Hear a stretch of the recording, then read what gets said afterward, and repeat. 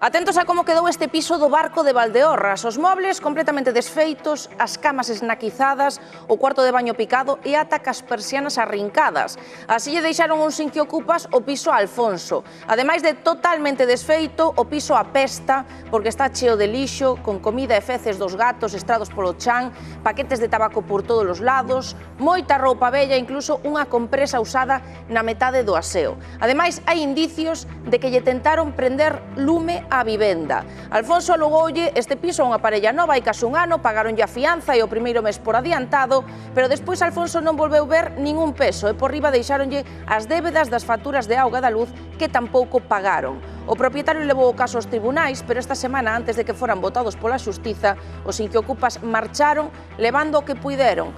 Di Alfonso que lle roubaron o televisor, un colchón de látex, un sofá-cama, incluso unha bombona de butano. Tamén nos di que ata se presentaron na súa casa e o ameazaron de morte a golpes. Bueno, vendo estas imaxes, seguro que é do peor que vimos, de verdade, como deixaron esa casa, totalmente desfeita. Falamos de Alfonso, unha persoa de 74 anos, xubilada, que tiña ese pisiño para ter uns ingresos. Pagaron o primeiro mes, 250 euros, unha fianza e a partir de aí, 10 meses sen ver un peso, directamente. Alejandro Vega, abogado, moi boas tardes. Boas tardes. Que tal, como estades? E agora veremos exactamente o que había dentro desa casa, porque de verdade que che queda o corpo cortado, Isto é así porque é tremendo. Pero antes de nada, Alejandro, estamos falando claramente dun caso de inquiocupas, non? Que exactamente a que nos referimos cando falamos de inquiocupas, que non son como os ocupas dos que falamos noutras ocasións? Pois a diferencia fundamental é que un ocupa con K son estos que entran polos feitos, non teñen ninguna justificación para estar dentro, dan unha patada na porta e ocupan unha vivenda sen ter justificación, que é unha situación ilícita e de feito. E un inquiocupa ten un título, ten unha justificación inicial para ocupar a vivenda, pois un contrato de alquiler, un contrato de precario, incluso un usufructo, a razón que sexa para estar dentro. A posesión inicial é legítima. Así no contrato, digamos, non? Exacto. Inicialmente é legítima a súa situación posesoria, pero a partir dun momento pois incumplen gravemente a principal obriga que ten todo ocupante dunha vivenda en xeral, como é o pago da renda e dos gastos. E a partir de aí convértese nun inquiocupa porque está ocupando a vivenda sin pagar o que debe.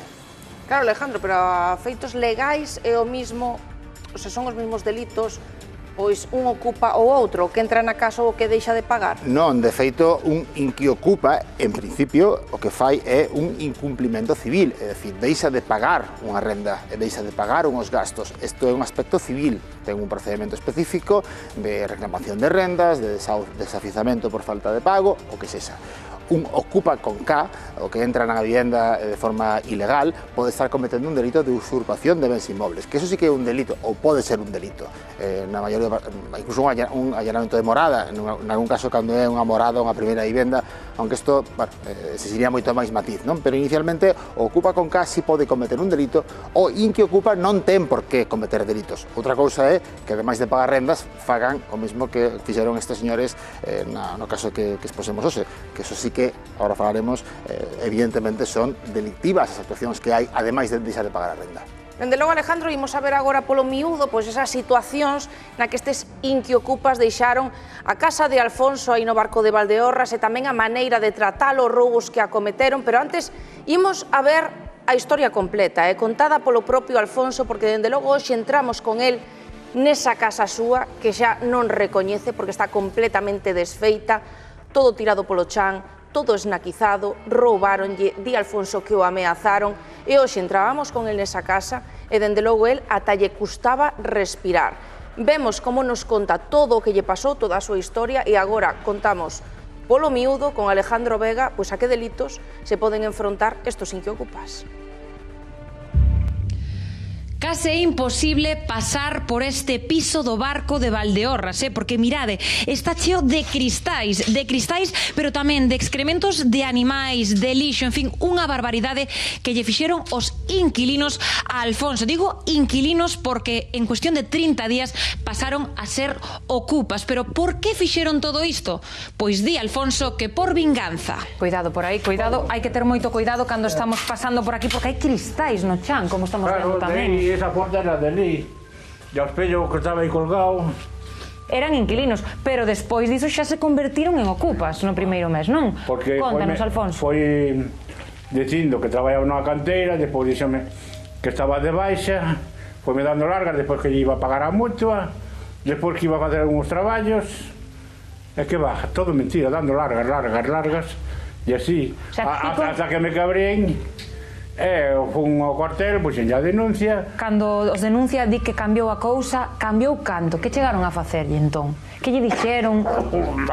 Tranquilo, sí. Ás 3 da mañá, ás 3:30 da mañá, que foron ali, un levaba unha estaca con puntas. Non me digo. Sí, teno a Guardia Civil. E que lle dixeron? Pois que me iban a matar, que pegando os tacazos ali na ventana, na porta. Cando chegou vostede aquí por primeira vez a este piso, non me podo imaginar a reacción que tivo que ter. E cando vin isto, Que se che pasou pola cabeza, Alfonso? que todo perfecto. Todo. E dixo a Guardia Civil, non toques nada. Dice, podo poñerlle un candado. Hai por toda a casa excrementos de gatos, de feito hai que dicir, o cheiro é insoportable Cambiou aquí, de teléfono, mira, os teléfonos que hai 7 ou 8 veces, cambiou de teléfonos. E iso que temos aí? É o que plantaron lume. Intentaron plantar lume tamén dentro da Para casa. todo isto, para queimar todo, para non deixar huellas. Vostede por que cree que fixeron isto? Venganza, Vinganza? claro, venganza. Pero vinganza porque se vostede foi a Poucos persona... denunciei, porque é xente mala. Ai, cuidado, Alfonso, que se... Ai, Dios mío. Que son restos de excrementos que vivían aquí, gatos, non sabemos se cans, Eso será pienso tamén. pienso dos gatos e de... A cantos cartos te estás enfrentando que tes que pagar para arranxar todo Para isto? limpiar e poñer os muebles e todo. Pues 25.000 euros ou máis. Roubaronlle tamén. A televisión, a bombona, un sofá cama, o colchón de lates. Como fai vostede para xestionar anímicamente isto, que polo que está vivindo, polo que está pasando agora? Levarlo con paciencia. ¿Cuántos hai en España que lle fixeron o mismo? Que os metan na cárcel, porque cuartos van a ser insolventes, pero que paguen na cárcel. É tremendo, de verdade. Estou convencido que é un dos casos máis duros que vimos aquí na Hora Galega, xa levamos uns cantos. Alejandro Vega, non son experto, non teño nin idea, pero aquí podemos falar de varias cousas moi malas que pasaron dentro desa casa, varios delitos. Imos ata esa pantalla para ir pouco a pouco a ver de que tipo de delitos estamos falando os que se poden enfrontar a estes inquiocupas que, lembramos, só pagaron o primeiro mes, a fianza, despois deixaron todo sin pagar e marcharon desfacendo este piso. E o primeiro seguramente sexa ese impago, non? Por eso son inquiocupas. Claro, o impago en principio non é un delito, o impago é unha cuestión civil, do que falábamos antes, e por tanto se pode reclamar pola vía civil unha demanda de reclamación de rendas, neste caso non ten que haber un desahucio ou desafiuzamento, non ten por que haber porque se están fora, pero si se pode reclamar as rendas, os gastos de suministros, etc. Isto é unha cuestión pura e duramente... Eso non vai pola vía penal, no. Eso vai pola vía civil. Exactamente. Podería forzarse moito no caso de que non era mala idea, de que estésemos ante un caso de estafa de polizonaje. Sempre nos poñemos a pensar os abogados e ao final encontramos unha idea, non? Claro, cando un contrata de maneira inicial sabendo que non vai a cumplir, eso non é un incumplimento civil, eso é un engano, e podería ser unha estafa. Isto chamase estafa de polizonaje porque un se convierte nun polizón, o que pues, Leonardo DiCaprio en Titanic, verdad? Entra tal, parece que vai a pagar, e fai o amago e non paga. Pues, bueno, con un bo planteamento igual poderíamos tamén falar dunha estafa, e entonces o impago sí sería constitutivo de delito, pero é forzando un pouco a situación, ou polo menos non temos datos para saberlo.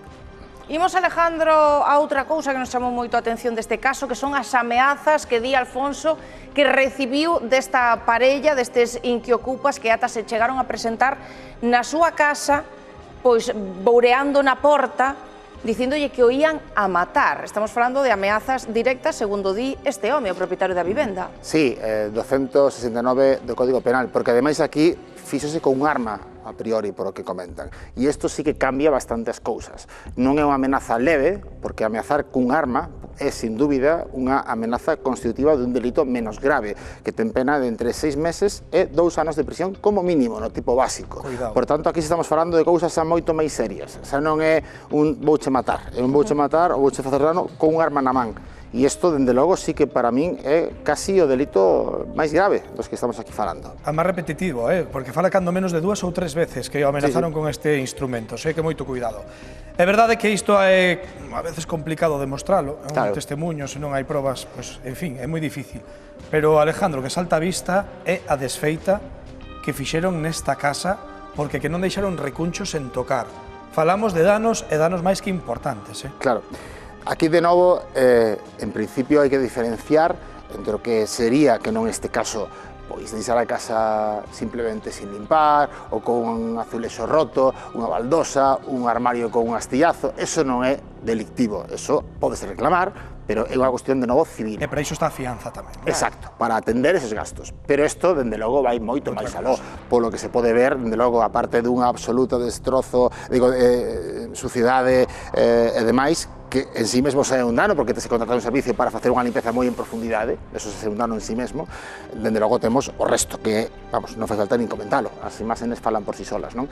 E dende logo, en canto os danos pasan de 400 euros, e son intencionais, como evidente, é delictivo, de novo. Sí que é verdade que o delito de danos ten pena de multa, non ten pena de prisión, pero é doado reclamalo? Alfonso tería doado reclamar toda esta desfeita? Sí, a ver, doado. Eu sempre creo que é moi aventurado que eu diga aquí que é doado sin coñecer todos os pormenores reais do asunto. Non digo que non estemos dando todos os pormenores, pero bueno, hai que matizar moitas cousas. Pero a priori ten toda a pinta de que sin dúbida pode reclamar isto si o desaloxo foi, a recuperación da propiedade, ou da posesión, perdón, foi inmediata a saída dos inquiocupas, deixou constancia, para empezar, ten as imaxes na televisión, neste caso faces incluso un servicio privado, non? A este señor, porque ten unha proba, claro, unha proba de como está a vivienda, nada máis sair os ocupantes, non? E, por tanto, non ten que acudir a un acta notarial, que o que eu aconsello cando pasan esas cousas, acudir ao notario, facer unhas fotografías e deixar constancia notarial de como está o piso. A continuación, valorar todo o que supón esa reparación, se sexa con informe pericial ou incluso con reparadores que se contraten para facer as tarefas de reconstrucción do sanitario, que hai que facer, e, con todo iso, presentar ou ampliar a denuncia polos danos. E Alejandro, o que non danaron, supónse que é o que levaron, ou eso di Alfonso, porque tamén foi vítima de varios roubos, entre esa bombona de butano que parece así un pouco de mofa, non? Que se leve unha bombona de butano, pero que tamén se levaron un televisor, un sofá-cama, un colchón de látex. Ante que estamos con isto? Claro, de novo é un caso moi frecuente nestos supostos, afortunadamente non moi frecuentes en sí mesmos, pero solen ir acompañados desta secuencia: impago, danos e desaparición de obxetos, non? É moi frecuente. Eu creo que, dende logo, estaríamos técnicamente, máis que ante un roubo, ou incluso máis que ante un furto, estaríamos falando dunha apropiación indebida, técnicamente, porque ti, como inquilino, tes unha posesión dunha serie de cousas polo título do alquiler, pero tes a obriga de devolvelas ao final do contrato, e tes que volver a entregarlle a posesión das cousas ao dono. E cando non o faz, apropiachas. E cando te apropias, quedas con elas e cometes un delito de apropiación indebida. Non obstante, a diferencia entre apropiación indebida e furto a efectos penalóxicos é pouca, sempre que se pase de 400 euros de novo, que parece evidente que sí, pois solamente un colchón xa pasaría desa cantidad con casi toda seguridade, estaríamos falando tamén de penas de prisión no entorno dos 2 anos de cárcel. Di Alfonso que as perdas poden chegar a rebasar os 25.000 euros. Non sei se refería solamente rentas, se rentas máis danos, non sei, pero vamos, en todo caso... A eso me iba a referir, non sei se o furto ou a apropiación indebida se pode sumar aos danos que víamos anteriormente ou van por 2 camiños diferentes. Bueno, non, toda a mesma denuncia. Realmente, eu, dende logo, a denuncia que supoño que se está plantexada nas autoridades, non sei se policiais ou directamente no xulgado, vai todo xunto, xulgase todo xunto. Pois, Alejandro, non te movas de aí.